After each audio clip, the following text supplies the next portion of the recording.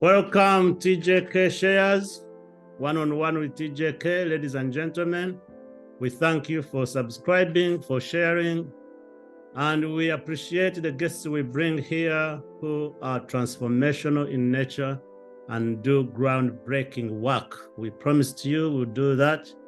And this week, I am excited to introduce a friend, a brother, who has done work that most of the time we do not put attention to. I have so much respect for Dr. Awadu, who has dedicated his life to work on these issues he's going to talk about.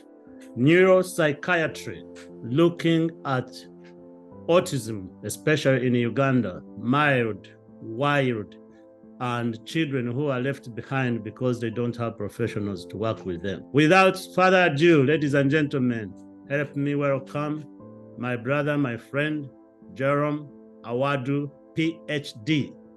Welcome, Jorem. Please tell us a little bit about yourself and what. Hey, Jackson, nice to be part of your. Is it TJK shares? One-on-one with TJK. Yes. Yeah, I'm excited to be here. Like you've ably actually introduced me. Jorem Awadu is my name, and I am a Ugandan, currently based in Michigan, working in the Department of Psychiatry here at Michigan State University. But most of my work is actually, based in Uganda, and is research, really, like you've said, in the area of developmental disorders, but really focusing in autism. But the screening, assessment aspects of it, which I do feel, an area that still needs a lot of attention, depending on how you look at it. The specialists therein, as we all know, across Africa, very, very few. You look at the psychiatrists that are doing this work. These are really at the consultant level, and most of them, of course, at referral hospitals. So I do feel like lots of children are missed out, especially those that are outside, the referral setting, city, the city setup. So I guess that's where I kind of center my work, trying to look at alternatives of how these children could be screened out, or how these adults could be screened and actually referred, for further workup. So that is really me. And so education-wise, like you've said, I really come from a psychology background. I had a community psychology in my career, went into rehabilitation counseling here in Michigan, and then went into rehabilitation counseling education. And now I am into a postdoc in the Department of Psychiatry, really focusing more on applied epidemiology, neurodevelopmental outcomes, and then perinatal HIV infection. So that is the general outcomes, and that's the general area I look at. But like you did say, I'm probably not something you also know. I actually also do screening online now for autism specifically, and I will be probably expanding on those services in Uganda. So a couple of parents that are referred to me by psychiatrists that I kind of work with, and then clinical psychologists that I do work with, have benefited from this service, and I feel like that's the closest one could actually bring me to Uganda at the moment. It looks like the internet has actually narrowed that gap, that there is the physical distance, but of course it's not yet the best, but it's what we are working with. Yeah, so I don't know if I touched everything else in terms of my you did you jumped right into it. Typical, my man, right there. I will come back to online screening, but for purposes of our listeners, go back to your childhood. Where were you born? Where were you raised? You have siblings. What inspired you to get into education? You don't just get up and get a PhD. You want to touch on the roots, where it all came from. That's a loaded question right there, but so yeah, to start with, I was actually born in Jinja, So for the people that know Jinja, who I think the majority, from Uganda would have gone through. So right across, I was born in a place called Ambakot. Ambakot is right after the bridge, on the Nile there. And of course, those were kids of employees of Uganda Electricity Board then. So most of us were born there. I went to primary school there called Kira Primary School then for my first. That was primary. Nursery, of course, was within Ambakot. And then, of course, like you asked, how many are we? We were 7 surviving, from my mom, siblings, and I am probably the second from the back, or second last born, as per now. I lost somebody. I lost a brother, my immediate follower. So we are 7. And so school, I did that, and then I moved into Tororo when Dad was transferred, and so Mom, of course, also transferred, was working in Tororo main hospital.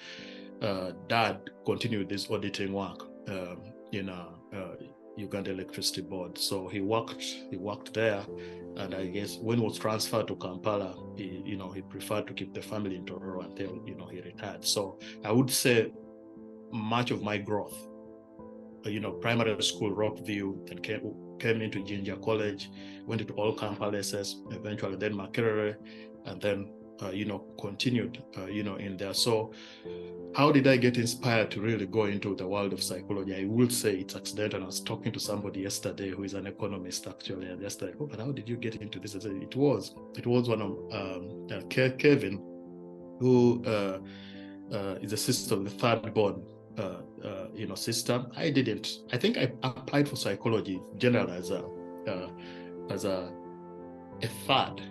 third or fourth choice, amongst the courses I wanted at Makerere. And I remember being offered, economics, at that time, because I'm just like, okay, so what is really happening? And then, I was given okay, now I'm confusing things. I had a couple of offers, but economics was what I wanted, to kind of focus on, and nothing else. But psychology too was really a new area, and so my knowledge of psychology then was, what they call armchair psychology. You basically are sitting there and trying to read, mind of somebody, or if you've watched, the Criminal Minds, or things like that.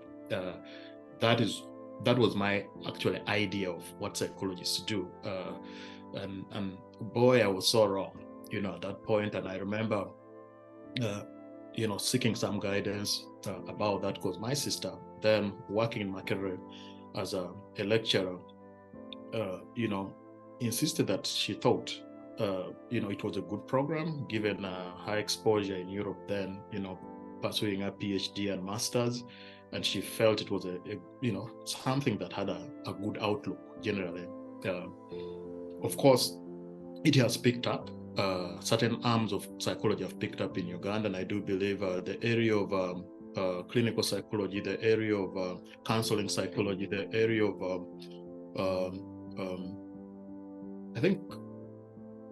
I think those two have really, really big community psychology, but I think the ones are focused on are really postgraduate level, training. They have picked up, but at that time you didn't know much, and so I went into it accidentally, and I was told by the people in the Senate or the academics building that here we go. You can change your course. So you go, try it. If not, this is, the timeline within which you can change back to whatever it is, you're fighting to get. And so I went into class, and I remember meeting, for everyone that listens to this that has gone through, that department, they would know, Nyende Paul. He was the first person I interacted with in that class, and he was teaching human sexuality, and I felt it was a weird, topic. But by the time I left it, I was kind of feeling that, this is something I like. And I went back the next day and, looked at the layout of the courses, and it started occurring to me. I read a little more, went into the library. As you know, by then, phones were just coming up. Data was quite expensive, so you really had to go to the library market. And so I read a little more into it, and I felt like, okay, this actually, could be an area one thrives in. And so I went in, did the 3 years.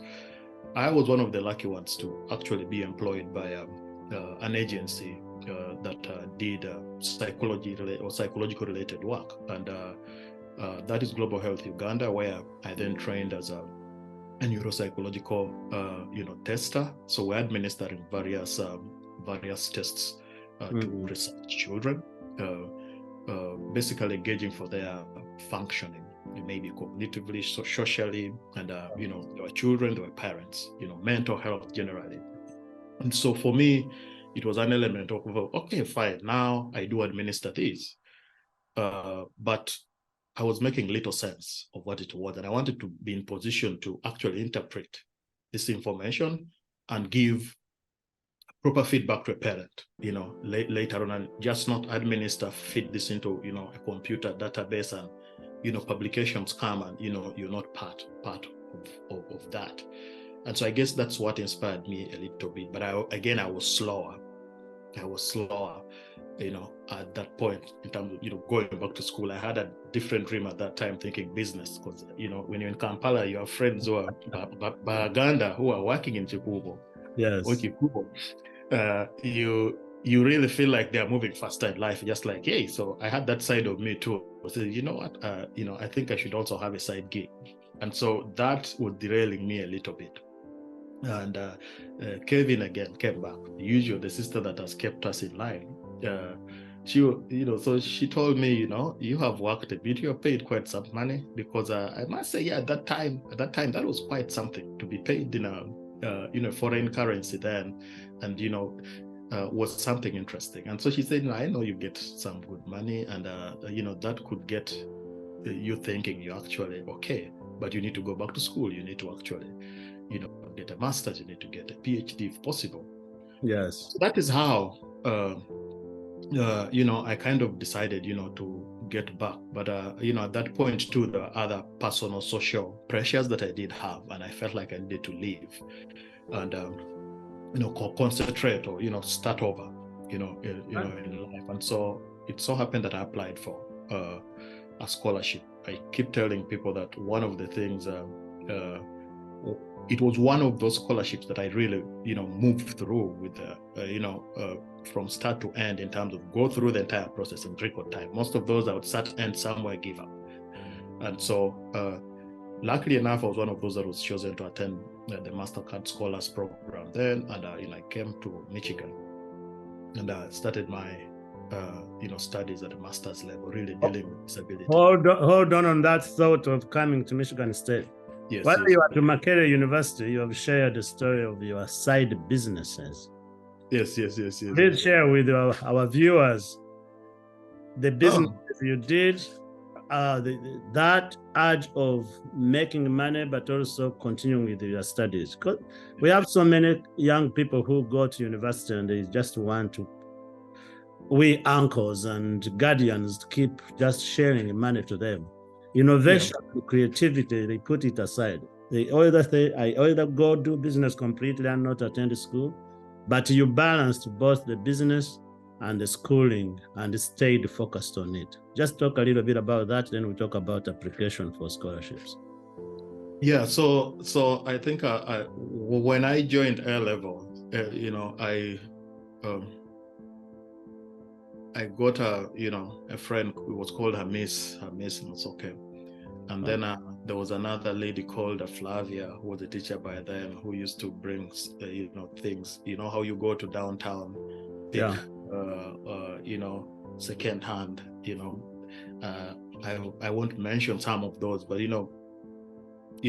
lady stuff, and yes, to the centers or the shopping arcades and everything. And the turnover differences in prices that, somebody's picking this at an equivalent of $1, and once it reaches Avema or Yamaha, those centers, somebody's selling it depending on who is standing before them and what fume or cologne somebody's wearing, and somebody could make 50,000 out of this.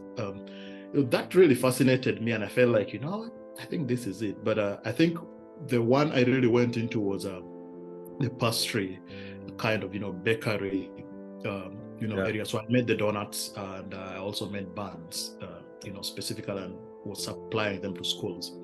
And that was easier for me, especially because all I needed was there. Or I just had to go get the flour, and then the cooking fat, the yeast, bread improvers, and all of those. So you take a trip down to Chikubo in Kampala, and you load those, get back to your base. By then I lived in a place called Kazo, and I had younger guys that I brought from the village then, and their role was to ensure the dough was mixed by the time I came back from work or school then, as I was finalizing. And when I got back, it was just the time to really now cut them and shape them, get the oven going. Of course, it was wood then that we're using, which is still, it was cost effective. And then drop this in the molds if you could, then set the pans as well with the cooking oil to actually go with the donuts. And then the work. So this was about 3 hours in the evening. Then you put them on cooling racks, and the packaging, if you didn't go to Nalukolongo, those places, you actually would get the plain packaging bags from Chikuva as well. And so that was easy for me, because in the morning before I went to do my work, it was supplying my shops in the area, supplying the schools, and at a certain point, most of the dealers in the school, the people that rent the canteens in some of the schools, would just come. They knew to be there, so they would just say, "Oh, sell me 15 packets of this and that and that," and so they would just pick them up, pay them, and then go. So that was easy. There wasn't much. So that was the side hustle, and to me it was more like financial independence at that point. And I think it continues to be a driving factor at certain point, that you need to have something as a fallback position, as where when we grew up, it was not a guarantee that you had a job in Uganda or Kampala. So for me, it was the fascination about these specific people I went with to class having something they call the side hustle downtown. So you finish, you're in senior 6, when this person is done with classes in the afternoon, as you guys are thinking of going home, this person is actually rushing to this person is actually rushing to Avema, or anywhere else that they were having their trade. They're rushing to their oven back in Namungona, or those areas. And it was good to see somebody who looked financially independent as a student. And I must say, those guys continued that route even when we got into campus, they had this. And so some of them actually go into their professional jobs. They have stuck in there, and they're quite successful. So that was a driving factor. Wonderful. Thank you for sharing that. So you are doing psychology at Makerere University. You have the mentors, and the theme of mentoring continues to come. And seemingly your sister was really on point. She kept the finger on the pulse. Don't be satisfied with just what you have. Dig deeper. And how do you get to know about the MasterCard? Because that's how our journeys intersected. Where you got the MasterCard scholarship. And I was already at Michigan State University. So take us through that process. How did you get to know about the scholarship process?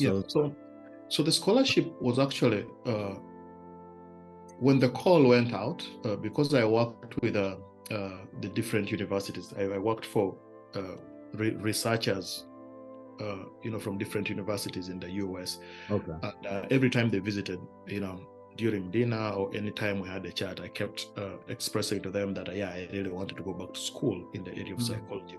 Yes. And so what they promised, then was that if anything came up, they would be pushing to forward it my way. I would also write recommendation letters, especially given where I was at that point. And so when this call went out, one of the professors picked it up and actually shared it with me and the entire research team down on the ground in the field. And so it kind of came at a time when I really needed it. And so what I did was I stayed back.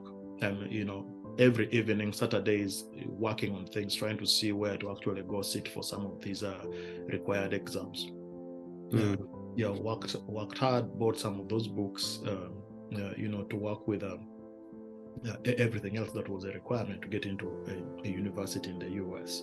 And so, yes, I was true to myself at that point, and burnt that, candle a little late in the night to actually get the process, going. And I got the recommendation for the area where I was applying. Remember, we were one of the few that actually were working or were having, some experience in works related to actual assessing children. That work still continues, in Mulago and other areas across the country.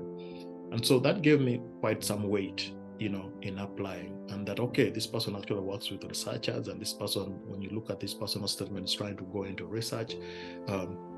So I also researched about the department a little, knew who I wanted to work with, if given the opportunity. And so the idea was you had to apply to MasterCard, and then, it was something you had to do concurrently. Of course, you applied to the school you're going to, and MasterCard would only look at your application, after you've got an admission to, whatever school, you were trying to get into. And so I was one of the lucky ones to be chosen then. I think we're two Ugandans that came that year. Okay.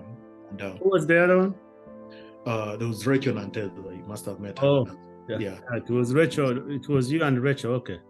Yes, there was Rachel and Tessa, and I'm trying to jog my mind a little bit. Yeah, but it was the two of us, and she was coming as an undergrad. I was coming as a graduate student at that point. And interesting. I don't know whether you knew this. When that MasterCard Foundation grant came, the first bunch Michigan State could not find. It was supposed to be for students from the continent of Africa who are in need and come at undergraduate and graduate. And the first year, I talked to the lead at Michigan State. They admitted people who were already at Michigan State University. Spouses of students from Uganda. There was a Ugandan student. I don't know whether she would want me to name her here. I think I know her, and she's doing such a amazing job. Such a great job in Kampala. And her husband was here doing a PhD, so they jumped on that opportunity. So that was the first cohort. I believe you were the second cohort. Yes, I was in the second cohort, and I remember meeting, the first cohort, and talking to them about the various things, and of course, it was necessary that I think they had to spend the money at that point. Now, when you sit back and look at the entire process of getting students from the continent, from Africa at that point, and getting them here, I guess if you're racing, how do I want to place it?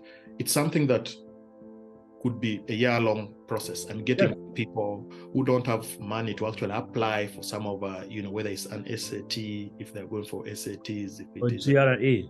This, GREs, and depending on any of the programs. So the process of paying for them, those exams first, and then they pass, then use those to apply to the department, and so it really took a while. So I understand why probably at that point they decided, they were going to have this, but it was all good. It was a good program. I didn't say it as a criticism. It's they rush around the clock to get students to go, and I mean the directors, you remember, used to come and speak to the scholars. So the first year when I went to speak to the scholars, I'm like, you guys have already been here, like, but we are from the continent and we are going back. So it was good. that money was spend or lose. So Yeah. I'm so glad they were able to spend it. And though eventually Michigan State lost the money also because of the NASA issue, but that program did amazing job. And here we are. Because of that program, we have you today. So you get in a master's program at Michigan State, and now you are specialized, focused on what? Yeah, so now I'm really focused on, so if you say overall, depends on the research, but I'm focused really on the assessment aspects of autism, and that's what I want to kind of build on and develop in Uganda, and probably for the benefit of our sister countries as well, and who knows, Africa globally. Yeah, so that is what my focus on, but I'm also trying to look at these disorders, the different disorders in the context of HIV. So HIV, we're talking of children born to HIV mothers. Some probably positive, others just exposed, but turned out to be negative. As you know, the process kept getting better, and then comparing them to children that are just never gotten exposed to any ARVs or HIV by way of pregnancy, and so I'm trying to look at those, especially later in life, how they are performing in various areas in relation to children that we consider typically developing.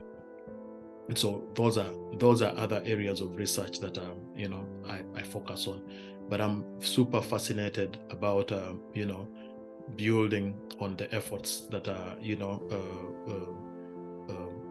the professionals in Uganda started, especially the psychiatrists, the clinical psychologists. Yeah, I would love to build on that from the angle of assessments. So I'm looking, most of what I did and what I continue doing even right now as we collect the data is really to look at tools here that I used to screen in the US for autism in school or other agencies that actually deal with child development. And what I'm trying to look at is how they perform in terms of identifying these children a little earlier. Either by way of interviews with the teacher, parents, and then running the numbers there, and trying to predict if this child needs more workup by psychiatrists. So far I've looked at two tools, the smaller sample of about 100. Now we have about 600 more of those, and I'm working on that to actually, see how it works. And turns out these were doing really, really well. But of course, one of the biggest challenges was because the tools are developed in the Western world. Of course, some of the things you're asking about don't really make sense to a parent in Uganda. So I guess that's where I came in and talked with these patent holders, mostly Western Psychological Services, who are the patent holders of these tools. And so emails by a little, and trying to work this up by way of interviewing parents, interviewing professionals to see what could be changed. And so once we have altered those items, we are administering them and trying to use them to screen and see if mothers' understanding of them, and also compare to then you use them to kind of predict if this child would have this specific developmental disorder or not. And so that work has now moved on. Apparently I learned that except for the interpretation, some professionals have picked this up. Of course there are issues around patents there, which is fine, but it seems the tools seem to be doing well, and I'm looking forward to publishing that data and moving on to the next level of the different a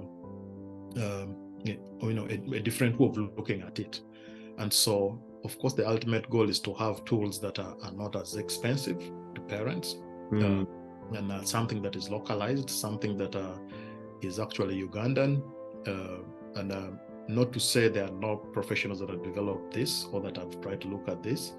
But I am refining that and digging deeper in the area of identifying these children. Of course, for me, the ultimate target is once these children are identified, and then we can then focus on the rehabilitation, and we know where to refer.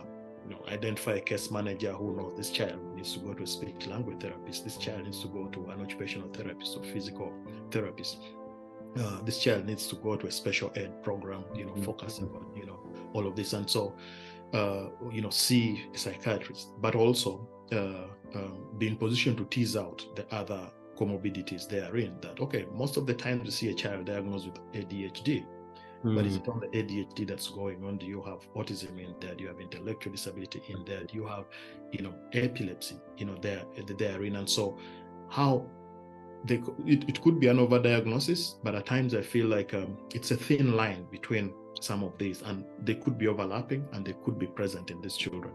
And so there are, for example, cases where that were referred to me, and on interviewing the teacher, interviewing the mother, and I guess the next level for me, if this barrier of distance wasn't there, is to actually be in position to observe the child, but also run now the autism diagnosis observation schedule type, where I'm really asking this child to perform. I'm observing in a room setting or home setting, things like that, which I do believe has picked up, but not so much. Maybe I know two to three professionals who actually have this, with them. So that is where I want to really continue building on top of really, trying to say what is exactly causing this. And so that's, in the team currently, you do find we have epidemiologists, we have psychiatrists, we have generally clinicians in terms of physicians. You have people going as far as so the lab work. So the people in I don't want to call them they're so a vast area of human nutrition, a vast area of lab work, so blood work. So just using that data to kind of look at some of this, and it will amaze you to that some of the small things as you read paper, just like, no, this shouldn't be, but why? And so the solution is asking ourselves several questions, but if we have the data therein, looking at some of those and trying to say, hey, could we cross-check this a little more? Could people work this up? And I guess that area is not as elucidated as we would want in terms of research. And of course, there are limitations in terms of the few professionals we have, doing this. So the technical skills would be there, but they're also taken up in other areas of work. But overall, on top of screening, I'm trying to look at a situation where these children are actually sent to appropriate professionals for the rehabilitation. And then we're also trying to look at what could be the potential causes, of this developmental disorders in these children. And so, of course, these are we make inferences based on the data that we do see therein. And of course, at times you rattle the field and just like, hey, why would this be happening this way? Say, no, are you really saying this medicine could be saying, no, my data, or the data we do have, you want to cross-check it, or what is saying that, we need to probably look a little deeper, and investigate. These are smaller 600 sample, kind of studies, but we need more support to actually look deeper in there. And ultimately, one of the ultimate goal that I would also hope eventually is picked up through this, and I think this conversation is a good area to kind of pass it on as well, is that the area of I hope once we have identified these children, we can actually find professionals that are, can help them. And I guess that is where the policymakers come in. Is where schools come in terms of career guidance and outlook to professions. I just do feel that there's a push to be in different places, but that there are areas that are significant, especially in the area of children rehabilitation, that are not totally focused on. And if they are focused on, the people are few, and then Kampala. Jorem, I have a quick question for you. You look at the children, identifying parents, helping them, but you and I were both born in Uganda. When you think of children, or even adults who are in Karamoja, who are in Kanungu, who are in Moroto, those rural areas, Masindi, all far away from here, the interventions you are doing are mostly for children. What about people who were born with autism? They didn't know it was even autism. And now they are in 14, 16, 17, 30. That's one. But also, if you can touch a little bit for adults who are watching right now and try to demystify this myth that children born with any disability, mental or physical, it's because of the curse of their parents. We have prominent people in Uganda who have children that were born with autism or any cerebral palsy, and they completely abandon these children. They hide them, they are ashamed of them. So you can demystify that myth and also give us hope for people who are so far away from Kampala, who cannot reach Dr. Awadu, who cannot reach the Dr. Malas, who have no access to the hospitals where they can get rehabilitation. What can we do for them? And then we will continue looking at the future. How does the future like or success look like in your type of work? Those are three combined questions. Yeah, and I was trying to. So that one's you touched a very big area in terms of the myth and all the things you talk about. Actually, good. The myth is really big, and if I were to say anything here right now, of course, going into autism specifically and the myths therein, of course, there are other comorbidities that there could be, intellectual disability and all of that, and this is such a resounding story out there, and the fact that it's a curse for you to have these children, and then others, the community is telling you that you've probably suffered, especially the high socioeconomic status parents, who the community then looks at and says, I've had interviews with some of these individuals, and it is more about I'm sorry, I have a train about to pass, and so we might get some interference. Yeah, but for them it is more like the community saying, you sacrifice your child to actually get riches. That's why you're a successful businessman, a successful lawyer, a successful physician, all of those. And unfortunately, it is our society.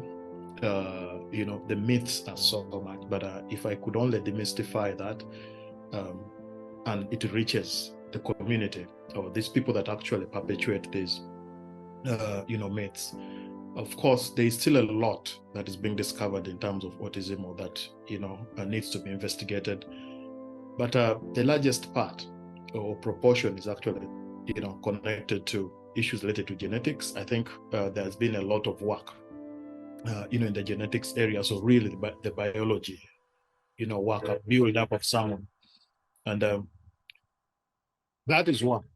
But now there is a big movement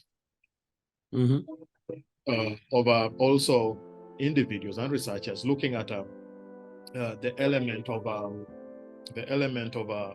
just environmental factors, And nutrition. Yeah. So, is it pollution? Uh-huh. Is it something the mother ingests? And I'm not saying mothers are solely responsible. No. Is it something that a mother receives during pregnancy that you're probably taking what is supposed to be a vaccine to help you in other things, but it's coming probably at a stage of development of your fetus that is sensitive, and you've had those conversations.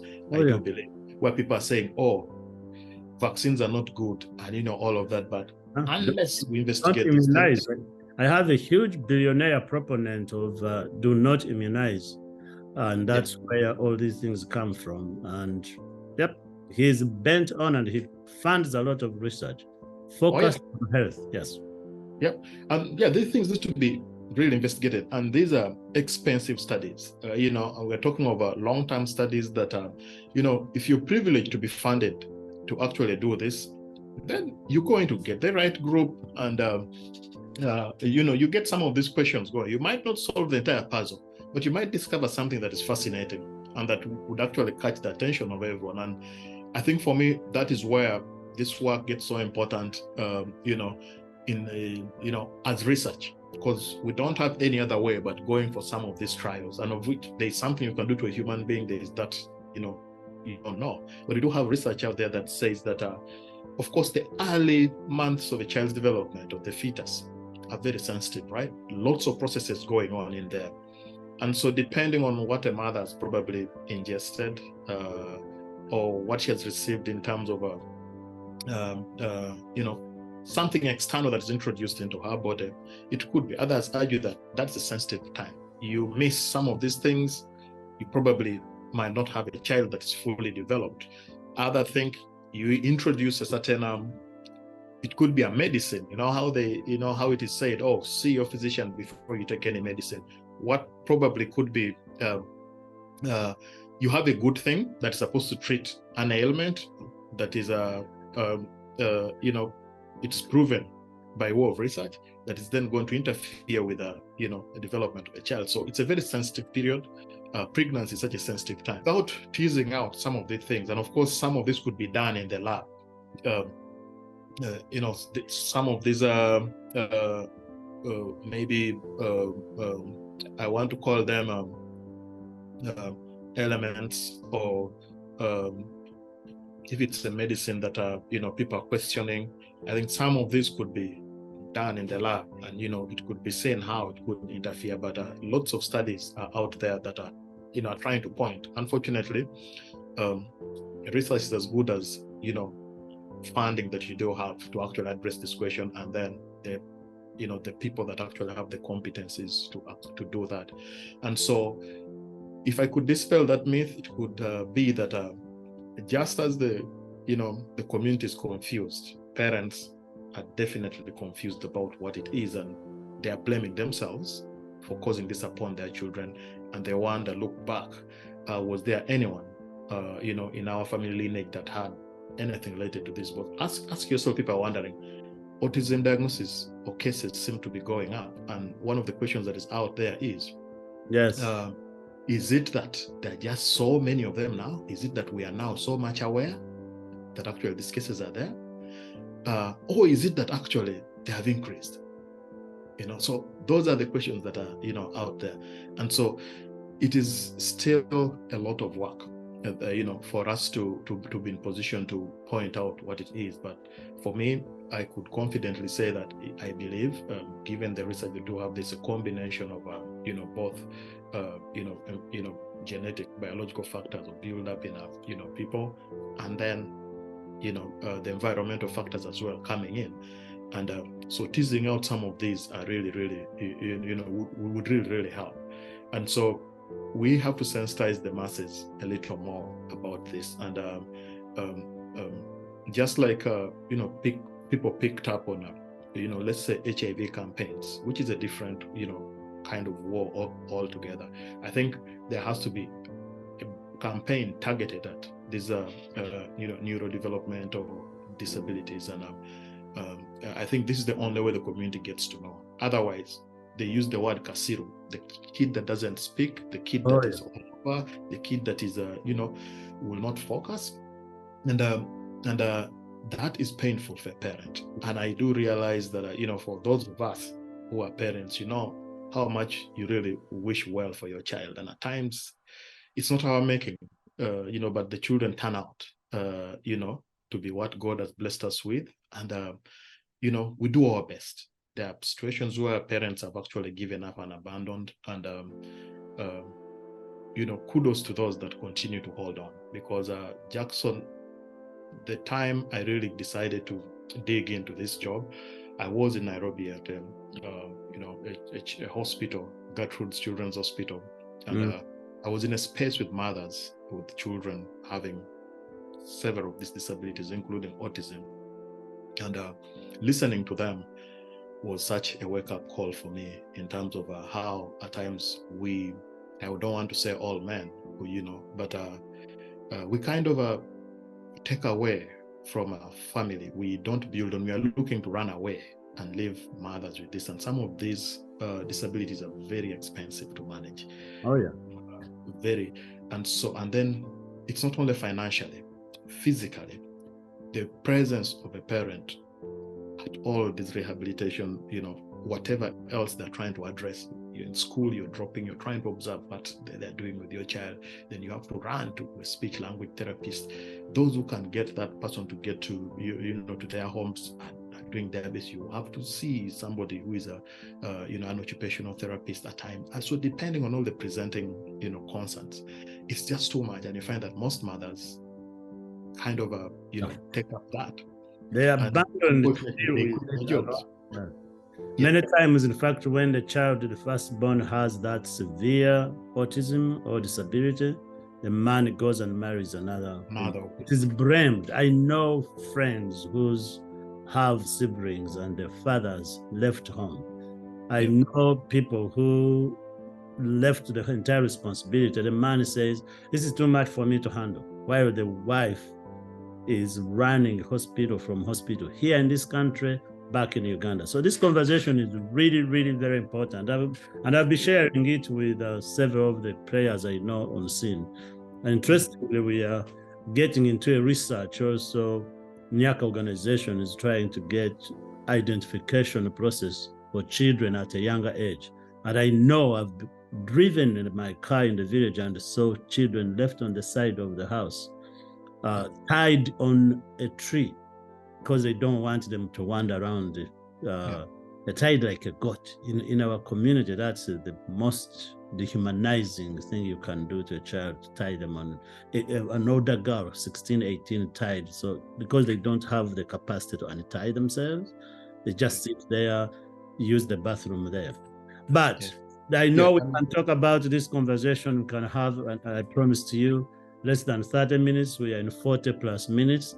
Yes. How does success look like? So I talked a lot about the myths. So how does success look like? Let me give hope. I think this, for people outside Kampala, this has picked up. And I think one of the ways we should address this is really targeting the para-professionals. And we are talking of people not really at a level of, a medical doctor, or physicians in community workers, general, the bigger hospitals. I think looking at psychiatric nurses, looking at nurses generally, looking at teachers, there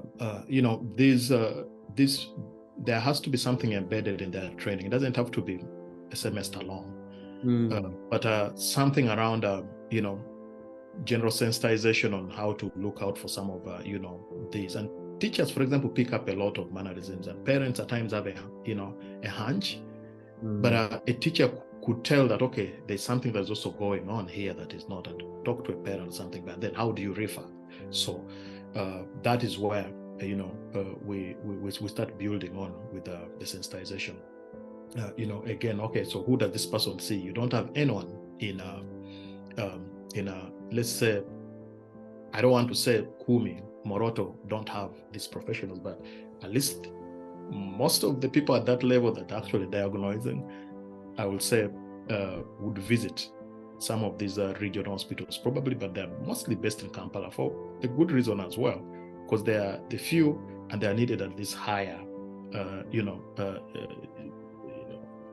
I would say, hospitals, but also that's where they access their services in terms of what they want for life, for all the time that they have put in. So we need to sensitize. We need to put this into schools and these professionals, health that are actually in these districts, and it could be by way of refresher courses, or generally moving into these spaces and talking about this.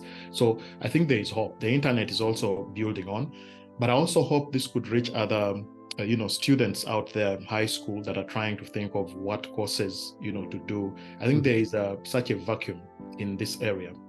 Talk of speech language therapists. You're trying to help a child gain speech, for example, but if you're speaking Ateso like me, the only speech therapist available in Kampala is actually speaking Luganda. Exactly. Yep. Let's say Lusoga. Now at home, the language of interaction is Ateso.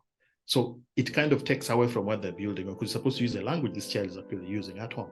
So you can find that, these professionals are not there. In Ginger, you might get 2, 3 or so, and the mother has come, referred from Ginger. How do you, so all those. So I think we need to build on this to actually have more training, more training of these people in these specialties to help in the rehabilitation. So that's where I think we'll get some hope. How does success look like? I think we kind of have been, talking around it, that if we are able to identify as many children as early as possible, probably before 4, that is now possible. Actually, it's possible to actually get these children below 2 years now. And those are tools, I think, again, we have to come in and try to experiment with against it. But how is it performing in this subpopulation that is actually younger? So the moment we get those and we have proper, reliable professionals to handle the rehabilitation, that will be success. That will be success, because when you look at a child coming in at their 10 years, and that's the time they're seeing, let's say, Dr. Bo, Catherine at Butavika, and that's the time she's putting a name to whatever it is that this mother and father have been, trying to find a solution to for the past 10 years. Some of this is so late. The remediation that you'll get for some of the deficits might be past. So I am trained to take on somebody that is about 16, 17, 18. I'll be, okay, how are they functioning in the work world? So as a vocational services, kind of a professional as well, mine is supposed to be now, this person is supposed to be working, but how else can we enable them work? What are the obstacles? What could we do at this person's workplace? Or what could we do at home to help this person? Like you see in some of these places now, because some of it might be that this person cannot physically leave home to go do whatever it is, but there may be certain jobs that they can still do, repetitive for some of those that do like, but we do know that, of course, we are talking of the low function, the high functioning. That is something we haven't actually touched. The high functioning, yes. The high function is like, okay, of course, now the DSM doesn't let us say, okay, there is Asperger's, or, everything. You either have, you just have autism spectrum, disorder, but we have those high functional people. Just like, wow, this child is, socially they're awkward, but they kind of have some, you can give an example of one high functioning. We all know Steve Jobs, who started Apple. There you go. Yes.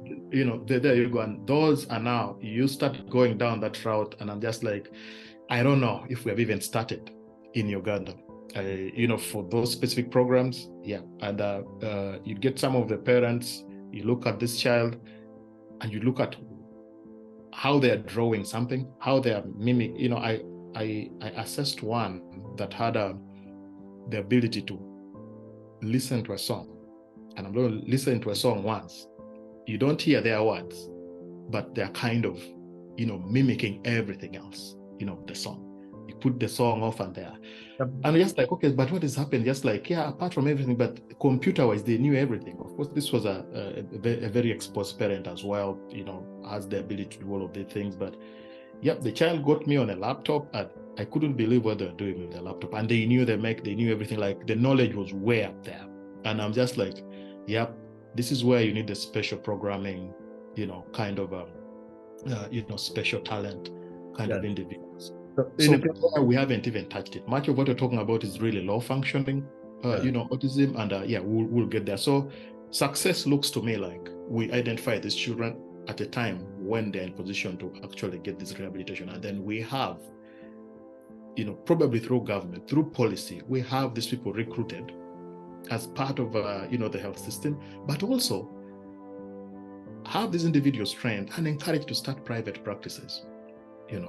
I think parents out there are willing to pay. Of course, there are those that are paying, they're asking for some really exorbitant, they're just adding on to the misery of the parents, But I do believe there is a need for this service, for these services for parents, for people that are out there and could actually put themselves. And now the internet is is a blessing in disguise. You could have people best anywhere in the country, and they can still help with these services.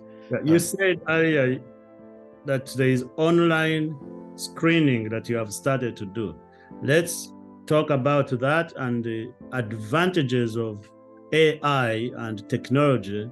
I mean, when there is so much hope now, and it is bad that so many people missed on it, and some are missing on it right now.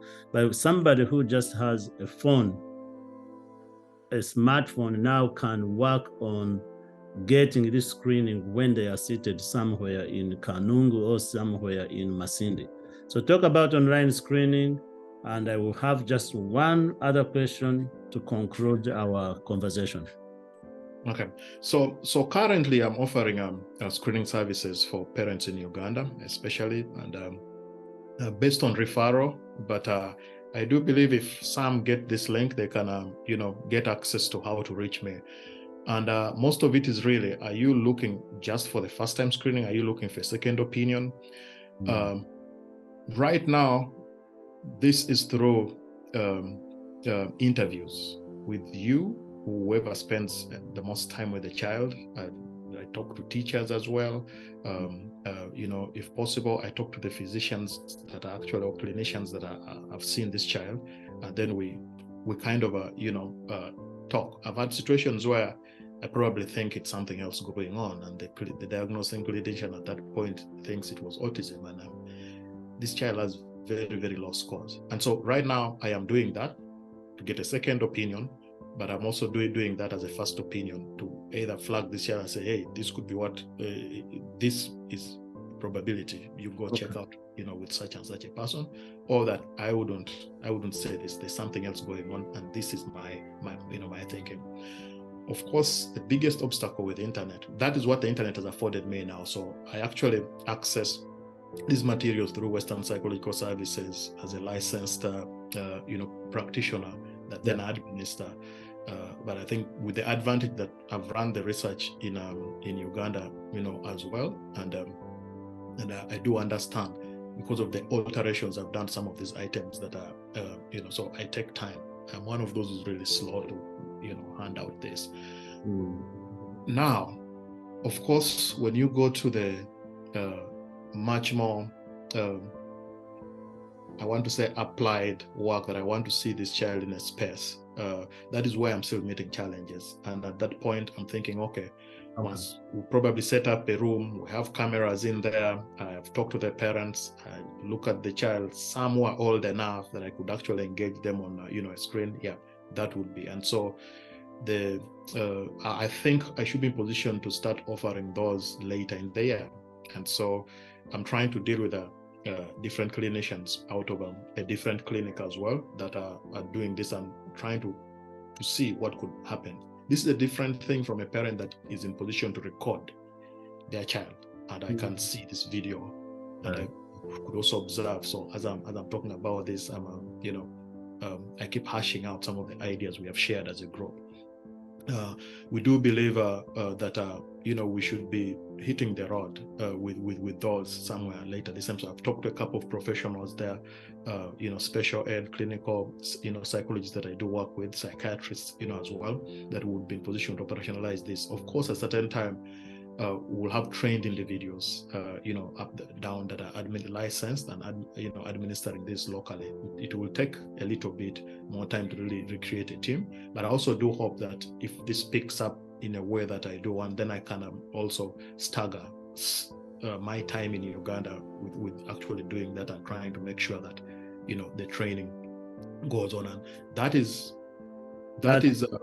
for Uganda. But the screening, I could offer that to any of the parents, across, whether it's East Africa, all of that. Right now, I'm really focusing in on East Africa to start with, although much of the effort seen now is for Uganda. Yeah. Is it free? Most of this has a cost attached to it, because I have to pay for these assessments. Somebody who needs more information can directly reach you. And we'll also get in touch with some of the people here, funders and foundations that look into this work. Maybe through TJK, we can get to mingle the two, and we get somebody who pays for the screening so the service can be accessed. We don't guarantee it, but it is possible. Yeah, sure. If with my email shared, I usually, because it's more, I pay per administration. Yes. So I usually go because it's part of the system of Western Psychological Services. So what I do is, once I have somebody that is in need of this, I then have a couple of administrations that I pay for, and then administer it and then get it. So all I would say, I think for now, because we are still building the ways with the website aspects of it, is that my email would be the most. When somebody reached out to me and said oh, Jorem, we're looking at this, we could get on a call and then talk about this. So that's how I deal with the parents too. At times we do WhatsApp calls, get to know what their presenting concern is, and then we schedule when it is possible for them to do. For parents that are in position to do this at home, we do it at home. Those who need to do it at work, we also have to schedule because of the time differences to kind of suit that. So it's more an individual kind of plan. Yeah. Wonderful. All right. So, my man. Yes, sure. So, Ginger, Michigan State, online screening, PhD. If you were to sum up your life so far and go back to your younger self, what advice would you give yourself? Oh. As a young person, Nicholas' age, 18. Nicholas's age. You should tell yourself that you are not here forever, and money is not everything in life. Get it. You should have some money to help you actually get your needs. But above all, I think we need to listen to people in need. I think there is something that I've seen lately, and maybe it's also as a way of growth. The haves don't want to have the have-nots around them. But I do think people could coexist. So I think we need to love and talk to each other more, check on each other. So at Nicholas's age, that might not be the thing, but you check on friends. But as an adult, I would say check on your friends a little more, and do some good in your success. Do something for your community. And that's what I could tell myself. And I'm glad once in a while I continue doing that, and it keeps you kind of in check, in my view. So that's all. And then go after your dreams, go after your goals. It's okay to fail at certain times, but you learn a lot. And I think that speaks to the accidental journey to where I am now, that it's just like, okay, let me try this thing called psychology. So at times, it's okay to try. It's not all about what you want. At times you listen to people, and that is a whole other conversation around career guidance. Who is qualified to give it? What is the outlook of the job market as far as Uganda is concerned? And the argument around education in the syllabus or schedule in our context in Uganda, that I'm glad they have now tried to alter.